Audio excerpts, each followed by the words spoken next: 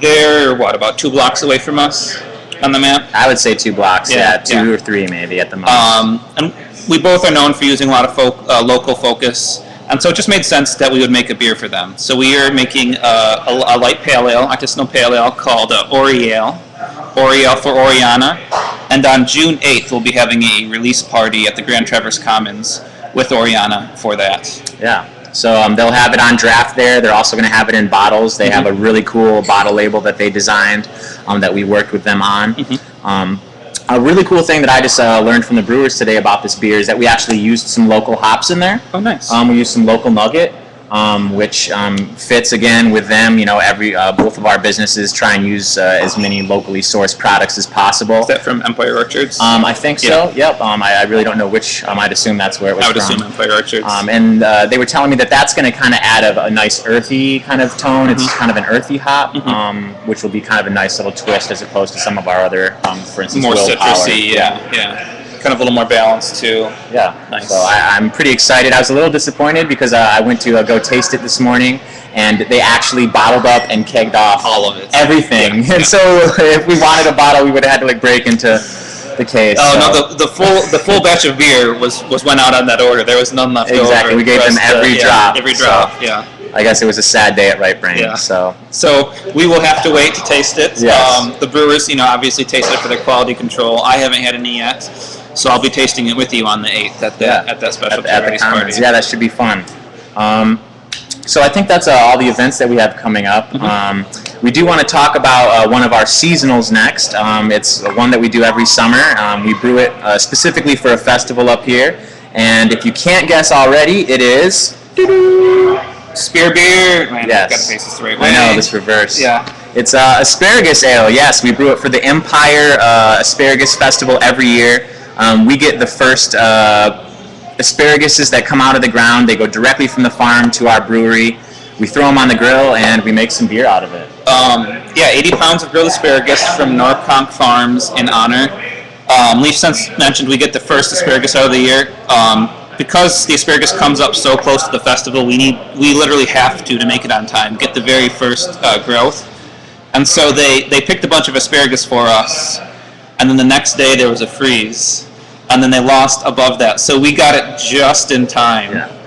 It was basically like the clouds opened up, and whoever controls those things is like, yes, let there be asparagus beer. And so for a couple days before the asparagus festival, we were concerned, is there going to be local asparagus at the festival? And there was. But if we hadn't gotten it just in time, we wouldn't have had the time to make the beer. So the timing was perfect on that. Yeah. They picked it, and then everything above the ground lost the frost, but there was still more coming up. So yeah, that's one of those things you can't rush. There's a lot of scheduling things in brewing and contract brews especially, but when it comes to Mother Nature, you can't ask her to go any faster. Right. So, Spear beer is really amazing this year. It has subtle variations every year because of how we grill it and different things. This year they tried to get it much less on the grill flavor. So they grilled over gasoline, I believe, as opposed to they had charcoal last year. So it was gas. It was gas last year? Well, no, it was charcoal last year. But okay. It was gas, not gasoline. It was gas. Oh, yeah. No, you wouldn't use gasoline to barbecue with, I hope. Right, it was gas.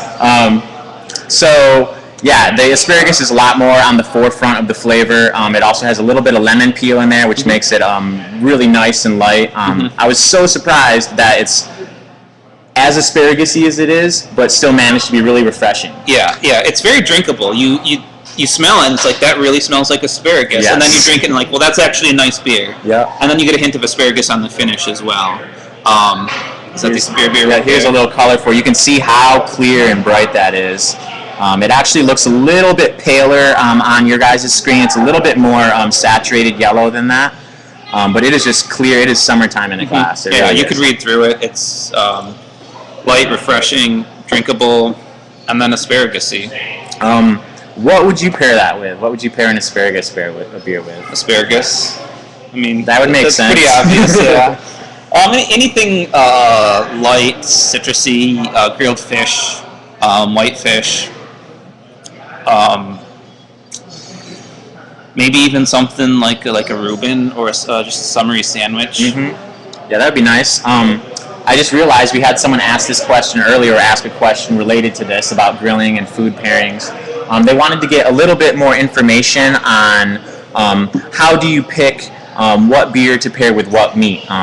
They were asking specifically because they don't drink beer, but yet when they're cooking, they want to be able to pair their meats with what their friends are drinking or whatnot. So do you maybe want to give us a couple tips on how you would go about Yeah, for summertime we'll focus on grilled meats, and there's really a wide variety of grilled meat. So there's no one answer. It just really depends on what you're making. The first thing to look at is to match the intensity of what you're cooking with the beer you're pairing. When I say intensity, I don't just mean alcohol content, I don't just mean color, I don't just mean hoppiness, but a combination of all three. So a double IPA or a strong IPA could be light in color, but it could be very, very hoppy, or a barley wine could be light in color, but it could have high alcohol. And then a stout could be very dark in color, but it could be a less intense beer. So if you're pairing lightly grilled chicken, that's going to be completely different than if you're doing barbecue ribs just smothered in barbecue sauce. That's going to take something more intense, like a strong stout. Whereas, grilled chicken, you can do something lighter. You could use a real Pilsner, not a domestic Pilsner, but like an actual craft Pilsner or an import for grilled chicken. Some lighter IPAs and pale ales would work well with grilled chicken, up into the amber ale category. Unfortunately, when you're talking grilled food, because beer is cooked, you'll get a lot of flavor similarities, and you really can't go wrong with grilled food pairing with beer. Beer is absolutely the correct choice for pairing. That was kind of going to be my next question, is is there anything you shouldn't do? Is there anything you can go wrong with? And it kind of sounds like not really. Just the only way you can go wrong is by doing the intensities wrong. Putting a light, delicate beer with a big barbecued meatball, or putting a very, very strong stout with grilled fish or grilled chicken or something lighter and more delicate. Those slight char flavors, those charcoal notes, caramely notes, and different ways you cook your meat is very similar to the way that the ingredients in beer are cooked. And beer is actually cooked; it's boiled. So if you're smoking something, you're going to want some with some smoked malts in it.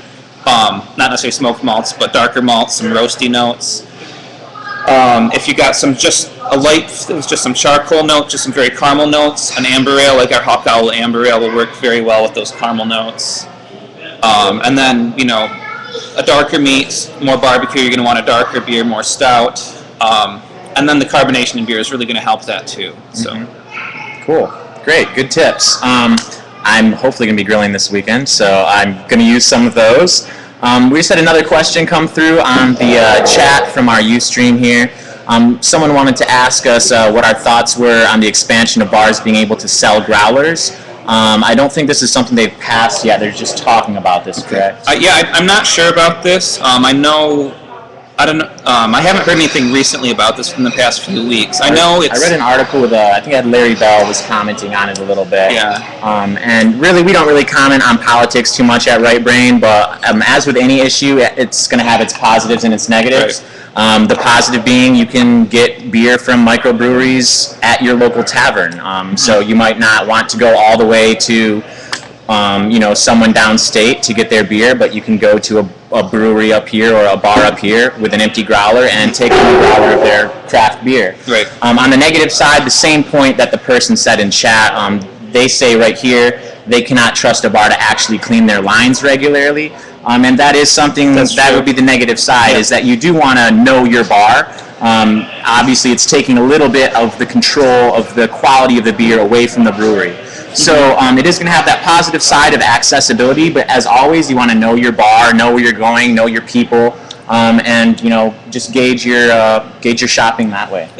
He has a point about the lines being clean, but additionally, the actual fill of the growler is important too. You said it actually just passed today. It passed the Senate today. Well, news to me. Yeah, for sure. Well, thank you for educating us. Thank you. I did not know that. If you're still watching, do you know if it's going to go through this year, or does it go through effective January 2014 would be my last question. Obviously, once we're done with the live stream, I can Google some more. But if you can tell us right now, that would be great, because this is an issue that I think is pretty interesting. Me as a beer lover, I kind of am for it personally. But, there's positives and negatives. When you come into Right Brain and you get your growler filled, first of all, we're not going to fill a dirty growler with our craft beer. It's actually fairly common for someone to come in with a dirty growler. You don't realize it, beer sits in it, but then we put beer into it that we lovingly make fresh, not infected, into a dirty growler, and then you get your growler home and then the beer is weird and off-flavored. The other thing is just fill quality to ensure that your growler actually has carbonation. Growlers aren't the ideal way of serving beer, so there's certain ways of pouring it that can make sure your beer is not flat, it's not overly oxidized, and so just additionally to the lines being cleaned, you'd have to make sure your bartender actually knows how to properly fill a growler. I will just say that we try very hard to only sell our beer in bars that do clean their lines. But it's difficult, a lot of places might potentially be saying they're cleaning their lines and they don't. We can't make them. All we can do is say we won't sell you beer unless you clean your lines. But there's no record that we can check. Yeah. So we try very hard to make sure we sell our beer in quality establishments that do actually clean their lines and take care of things like that. Yeah. So long story short is, yay for accessibility, but always know your bar, and obviously if you want the highest possible quality, you should always go directly to the source. Mm-hmm. I'm assuming milk from the cow would be pretty good. Yeah. Also not legal though, right? Yeah, I don't know, is it? All right, so the next thing we are going to talk about is we just had our big homebrew contest here. We had over 60 entries. It was pretty amazing. I think this is is this only the second time we've done it at Right Brain? Have they done it before? This is our second annual homebrew contest. Okay, yeah, so the second annual one, we picked basically a winner for each different style category, and then there was an overall winner. The overall winner actually gets to come in and brew their beer at the brewery, probably at the end of summer or this fall. They're going to get to come in and have their beer made and served on tap here. So that's a pretty cool thing if I was a home brewer to do. And in honor of that, what we are going to do now is we're going to taste some beers and kind of explain to you guys what you're going to be looking for if you taste a beer, if you want to try and break a beer down like this. Ryan is basically just going to explain what we're tasting, what we're looking for, and all that kind of stuff. Okay. I'm just going to briefly go through the judging process. So take a beer, crack it open, and then you pour it. For all of these, you want to make sure you pour them about the same way. I poured them into a wide mouth glass straight down with a little bit of energy to it, just so you get some head on there. And at this point, I'm evaluating the beer already. I'm looking at how much head there is. I'm looking at the color of the beer, the clarity of the beer, and the head retention. So I can actually see the head dissolving on this one. It doesn't have a lot of retention. The color is a light straw color. It's just about crystal clear. So from there, we actually take notes on these. We write down a score for that. Next step is to actually smell the beer. You notice I'm using a wine glass here. Premium beer glass would also work, but I judge them from the same glass just so each beer is judged the same way. All I know about this beer going in is that it was all grain and it's a Hefeweizen. So the aroma is spot on. Banana and clove like it's supposed to be. Isoamyl acetate and 4-vinyl glycol, some esters and phenols that give that notes. Some slight bubblegummy notes. Smells very good for Hefeweizen.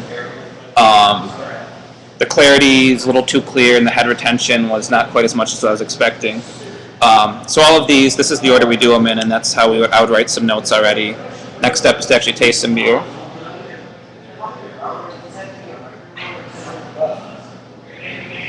So that's good.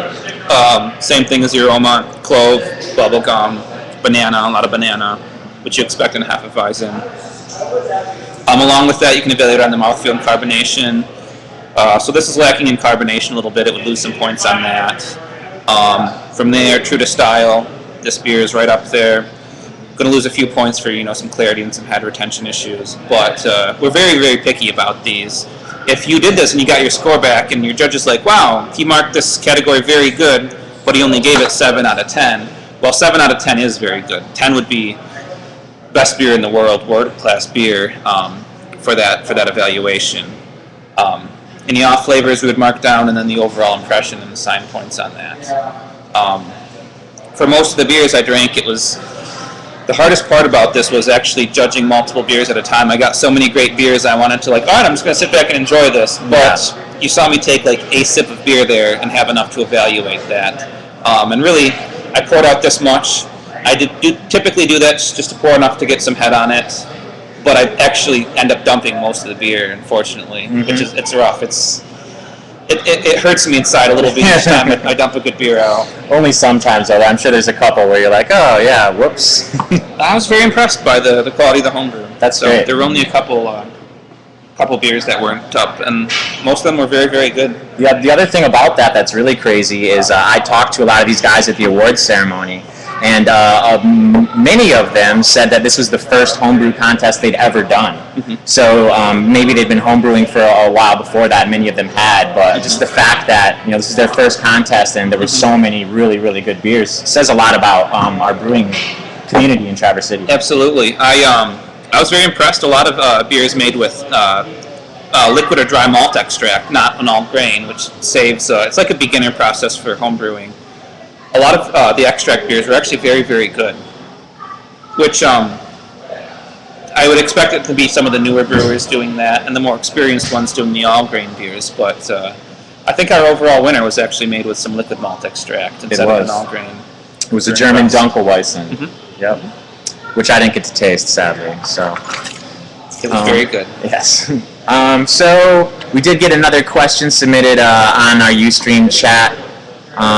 Someone is asking about hops. They're trying to grow some, and they are asking how long after they plant the rhizomes should they expect to see them show up above the dirt?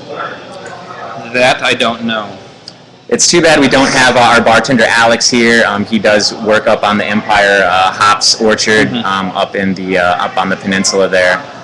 So we actually have some rhizomes that we just planted right out front. So we're kind of waiting the same as you. I would assume they'd be like any plant. I've heard they grow like weeds. When we got ours, we got them from the farm, and they still had a lot of the greenery attached. And the rhizome is kind of like a root. And so we plant just the root under the dirt with the green stuff on top, and we actually cut the green stuff off. All that plant matter, so you couldn't even see anything there because it's going to grow again so quickly. Right, and then it's a vine, and then you'll train it to a stringer wire. You'll actually train. It'll follow that up, depending on what kind of trellis you have. I'm sorry, I don't actually know the answer to your question. Alex is my go-to hop guy, so I haven't had to learn quite as much as I otherwise would have. You can also ask. The Michigan Hop Alliance has a nice Facebook page that they are really good at hop education and helping with that.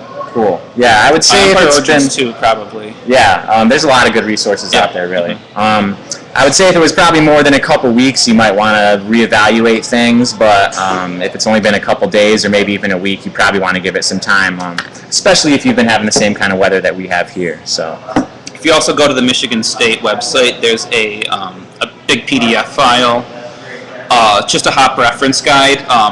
And it's pretty much everything you need to know about growing hops all in one spot. That would be something to check into. And what website was that on? It's somewhere on the MSU. Since they're an agricultural college, they actually study hop growth and things like that. Very cool, very cool. Nice. So just a reminder again, if you are just tuning in, I'm Kick Dog, and this is the Right Brain Brewery Beer Geek. This is one of our live stream sessions. We're going to be doing these all summer, pretty much all year. We're not going to stop. You can feel free to ask your questions. You can submit them on Facebook or Twitter. You can also use the chat embedded right here in Ustream.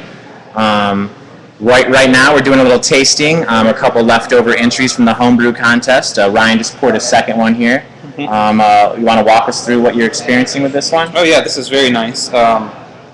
This is a porter. It's got some balcony aromas, some slightly roasty aromas.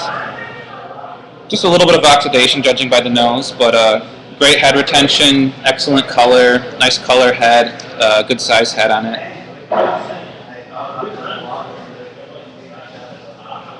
This was an all grain porter.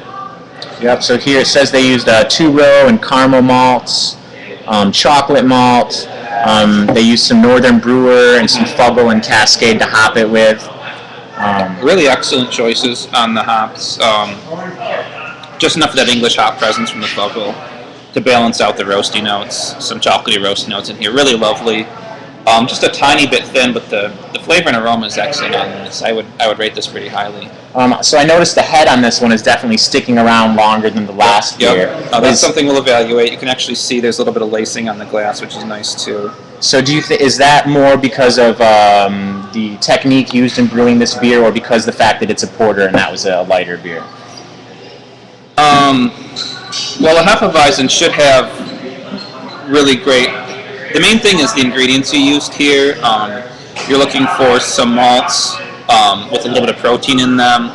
So a Hefeweizen, when you add wheat, has a lot of protein. So you should have some decent head retention right there. The other thing you'd expect is a high level of carbonation. Sometimes almost twice as carbonated as other beers. Hefeweizen will be. It's known for being up to 4 volumes of CO2. We carbonate our beers here to 2.5 or 2.6 volumes, so it's a ton of carbonation on that, which will keep that head refreshed. And then it's just the malts that you use, the process that you use to do it, how much of those protein or those proteins and those molecules that keep the head around actually stick around in your beer. Different, a little bit. If you use just base malt, for example, you generally won't have as nice of head retention unless you get some thicker malts in there. Interesting. Very interesting. All right, so we're going to be moving on. We're going to answer another question that we got submitted this week via Facebook. I can't remember the nice gentleman's name. What was the other?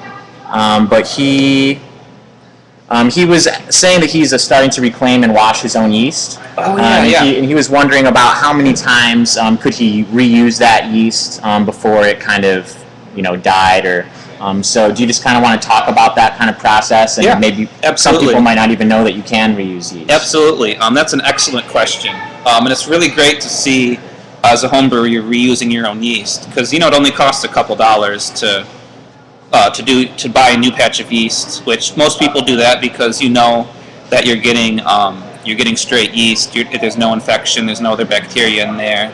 You're not worrying about any of the hop trub or the protein trub mixed with your yeast.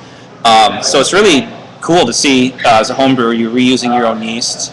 Here at Right Brain we use our own yeast up to 10 generations, and you can reuse it multiple times depending on what type of, depending on how you're doing it, essentially, what the yeast is. A lot of places will reuse yeast indefinitely. What they do is they have an open fermentation where the top of the fermentation container is actually open. I believe Arcadia reuses their yeast indefinitely, and they have their own house yeast. I say indefinitely, but if you have a specific yeast profile you're going for, it is possible, even with open fermentation, to get a mutation, and then you would start with a new pitch. But because they're using an ale yeast, which ferments primarily in the top of the fermentation container, and they crop it right off the top. The container is open, and they basically scoop the yeast off the top. They get yeast that is actively fermenting. It's alive and it's healthy. What we call vitality and viability are very, very high. So because of the vitality and viability, you get healthy, actively fermenting yeast. They're able to do that almost indefinitely. Most places actually, you wait for fermentation to finish, your yeast start to coagulate together, and then they settle out to the bottom of the tank, and then you pull them off the bottom of the tank. And that's because some of the yeasts are in a dormant state. They're not quite as alive. You can typically get about 10 generations, depending on a lot of factors, though. Some of the factors is there any other organic non-yeast matter in there that's going to start to break down, and it's going to make it difficult to keep infections out of your yeast. once your yeast actually die, they all the stuff in their cell walls will leach out, and that's basically nutrients that's leaching out. So any bacteria are going to attack dead yeast pretty quickly. And then if you wash it, if you use an acid to wash it, that's going to help clean some of that off. Even once once you recollect your yeast, you have pretty much about a week to reuse it before you're going to get a lot of cell loss, cell degradation, and they're going to start to lose vitality and viability. And then another thing to look at is just the strength of the beer you're brewing. Typically, you would do a step-up process, so you would buy a new pitch, and then you would make a lighter alcohol beer, and then after that, you would go a slightly stronger alcohol beer, and then you finish off with a barley wine or a triple or a strong stout, so that you're moving your alcohol level up and up as you do it, and that's how you're able to get multiple generations out of it. Yeah, because some breweries can make a very, very high alcohol content beer with their yeast, whereas if a regular home brewer just tried to max out their sugar and make a really high alcohol beer, it wouldn't work. Right. And that's basically, do you want to explain why that happens? Yeah, that's depending on yeast strain also. There are high gravity yeast strains, but what you're looking at there is basically training your yeast to high alcohol beers. And you're pulling off your strong, healthy cells, and you're making a little bit bigger pitch with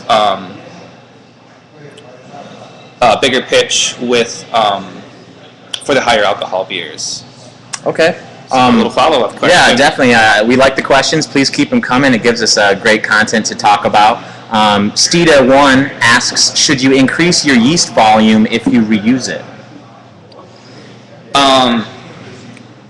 Basically, what you would do is you would calculate the correct amount of yeast. If you can, ideally, you would have a microscope and some dye, and you could count your yeast cells, your yeast population, and go online. Mr. Malty is a website that has a really great yeast calculator to tell you how much yeast to use. You enter your batch size, your yeast density, and the original gravity of the beer, and it'll tell you how much to pitch. If you reuse, you don't necessarily need to increase your pitch size, but often what happens is you don't have quite the vitality, and maybe there's a little bit of organic matter in there, and so you would actually end up increasing your pitch size. Okay. So just as a precaution, you would pitch a little bit more. It's always better to pitch a little bit more than a little bit less. If you pitch too much, there's some drawbacks to that, but if you pitch too few, that's when you really start to get off flavors and have a healthy pitch size. So you keep referring to if there's organic matter in your yeast. Is that all going to be visible from the naked eye, or is that going to be stuff that you might not be able to hold up your yeast and be like, oh yeah, this has a bunch of whatever in it?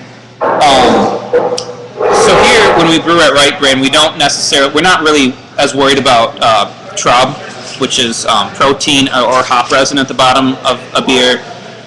We whirlpool for a full 45 minutes in the boil kettle, which really gets out all of that hot break, that protein material that settles in. But a lot of home brewers, they simply boil it and transfer the whole thing into their primary fermentation tank. And so you'll notice if you do that, you can get different layers. Your protein will settle out. Some of your hop particles, if you filter them, you don't need to worry about this nearly as much. And then, so you can actually see different layers if you use a glass carboy, and you can see sometimes the different colors, and you can tell what's yeast just by the color. If it's a light beer and it's just the right color, it may be hard to tell. And you really want to pull off just yeast. You don't want to pull off any trub, protein sediment, and you don't want to pull off any hop matter. If you have a cylindrical tank that you can actually pull from the bottom instead of a carboy, then you can pull it off first, obviously. Most homebrewers don't have that. Yeah. So. Interesting. Very cool. Good. So, great. Another question came in at the perfect time. Stita1, we love you, so keep asking us questions.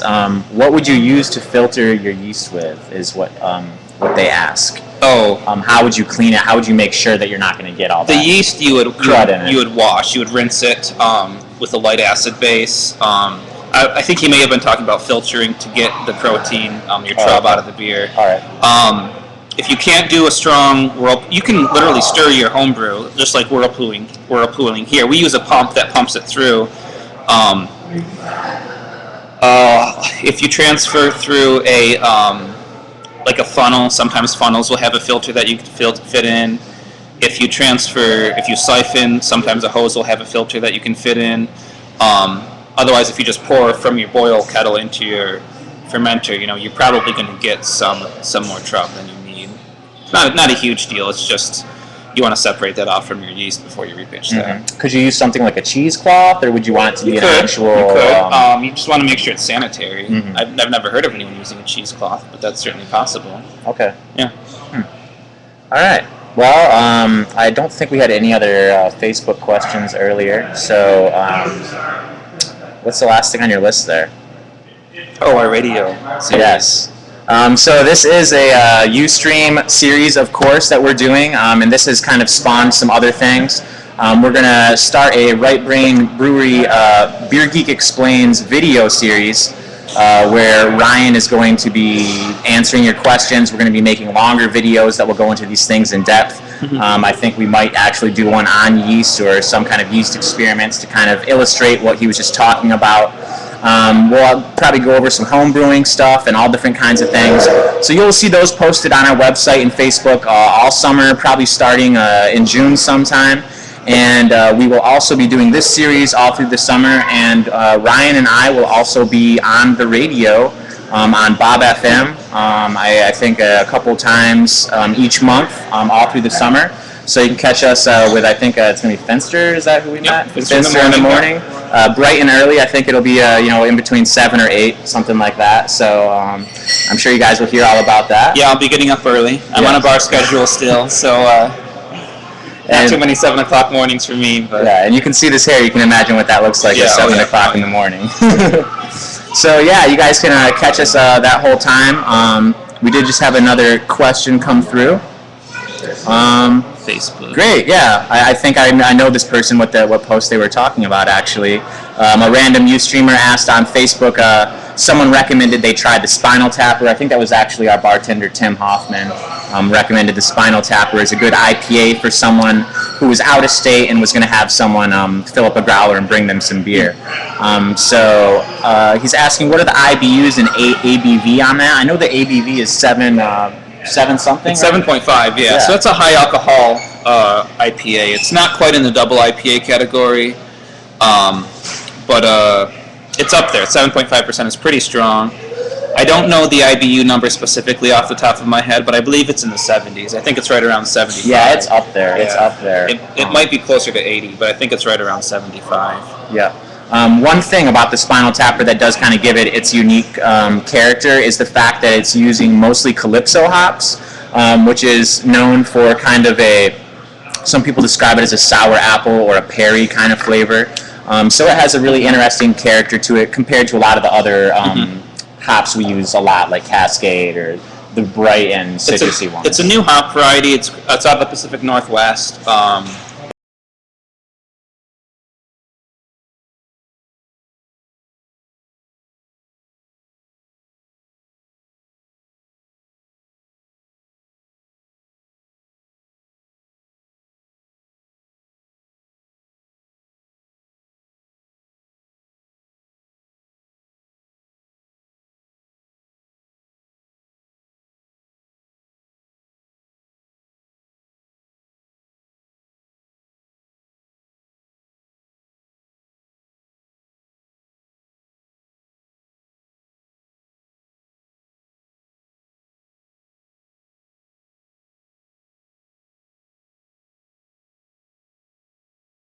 Our label approved for that today.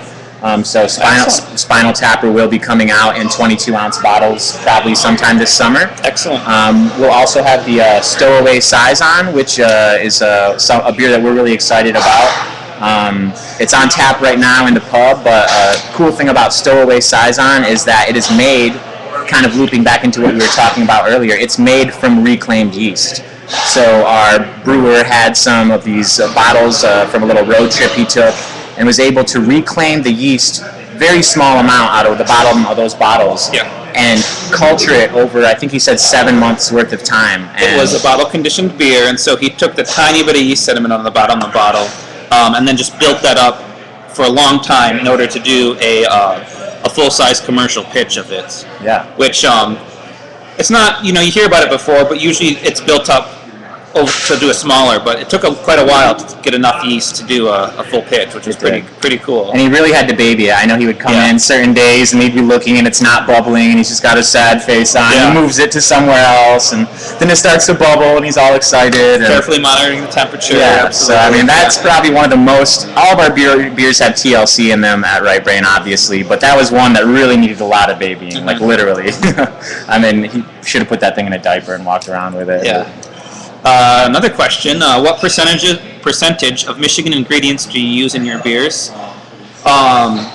It just depends on what the beer is, but the short answer is as many as we can. Most of our fun things that go into the beer, strawberries, whole pies, pig's heads, asparagus, coffee, all of that is local. So any of those special flavorings are, when we can, sourced locally. Sometimes if we're adding like vanilla or something like that, obviously we can't really get that local. Even for things like that, vanilla, chipotle peppers, we're working with local merchants and distributors to get those. We're not going to a big conglomerate to get those. So if we can't get it directly from the area around here, which we can get almost, most of our stuff from, then we just reach out to a local merchant where they can get it. Right. So we always try and keep it in the circle. We have some really nice like Light of Day Organics and Cherry Capital Foods and places like that are able to get us a lot of local products. Yeah. As far as hops go, also as many as we can locally. We're looking to try to see, at this point, it's still very tentative, if we can get enough hops to do our willpower, entirely local hops. We would love to be able to do that. There's only so many acres of hop yards, and there's really demand for Michigan hops. Some of the bigger breweries, New Holland Founders, have more of a buying power, and they use a lot of local hops in the fall time for their harvest beers, and then we want to use them year round. So we're looking at that. We have made at least one beer that was all Michigan, which is Michigan. It had Michigan fruit, Michigan hops, and Michigan malt entirely in it. Malt is very, very hard to get. There's only one small malting house in Michigan. A second one I think is probably about to open up, which will help, but it's also a smaller malting house. The barley has to be grown to certain standards, and then the actual malting process, where the barley is allowed to germinate, and then dried and roasted to the correct level, is very, very technical, very difficult to do, and there's only very few places that do that. So. Yep. So yeah, as much as we can, definitely. Cool thing that I like to tell people as far as the local thing, every time we give a tour, I always point this out. All of our spent grains we give to this awesome farmer named Orville. He's like this old guy. He looks like an Orville. Got like some flannel on and overalls, worn out hat. Comes to the brewery almost every day when we brew in his beat up old pickup truck, and he picks up all of our spent grains. He uses those spent grains as feed for his livestock, and then once a year, actually, we will get, the brewery buys a cow from him, and we split that cow up and we eat that cow. So it's a cool kind of example of how not only do we source locally, but we also kind of try and give back into that circle. And I think Traverse City and Michigan as a whole is like one of the few places in the United States and maybe the world where you can have so many resources that you can get that full circle with. So we love that kind of stuff. Southeast Michigan, someone says they need to see more of our beer in Southeast Michigan. You will soon, hopefully. It's available in Oakland and Macomb counties. We're working on Wayne County as well to have it available. As always, if you have a favorite beer bar or beer store, go in, ask them to get Right Brain. I think a lot of people don't realize, especially with craft beers and microbreweries, the buying power of the consumer here. Absolutely. Because it is such a beginning kind of industry, still exploding and stuff. Obviously, we're not in every single store, So when consumers go and are asking from the other side, not just us trying to push our product out, but then we have consumers saying, hey, do you guys have Right Brain here? Or this is my favorite Right Brain, you should probably get this. When they hear it from both sides, it makes it much easier for, obviously, the beer to proliferate and move into places where it isn't already. So we strongly urge you as consumers to use your power, and if you have a bar that you love and a beer that you love, go there and let them know that you want them to carry your beer. And the more annoying and persistent you are, the more guarantee that you have that one day it'll probably happen. Nicely, yes. yes, yeah. Nicely annoying. Yeah. So yeah, I think we're probably wrapping up to the end of this live stream. Ryan's gonna jump behind the bar here, I think, and work a nice shift today. So again, we want to thank everyone for being involved, for submitting your questions on Ustream, Facebook, and on Twitter. Keep your eyes open. We're definitely going to do one of these next month, if not maybe a little sooner. Like I said, we're also going to be posting the Beer Geek videos online on our website. They're going to be more in-depth and expansive, talking about tons of different beer things.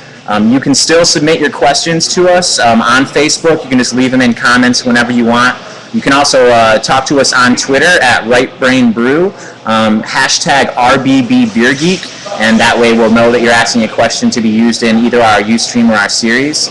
And unless you have anything else you want to toss in there. I think I'm all set. I'm going to go work the bar. So. All right. Well, thanks, guys. We enjoyed hanging out with you for a while. Have a great afternoon, and beer no evil. Cool. Yeah, that went good. Yeah. There's like 8 people at once. This was definitely the most interaction we got, which is really nice. Yeah.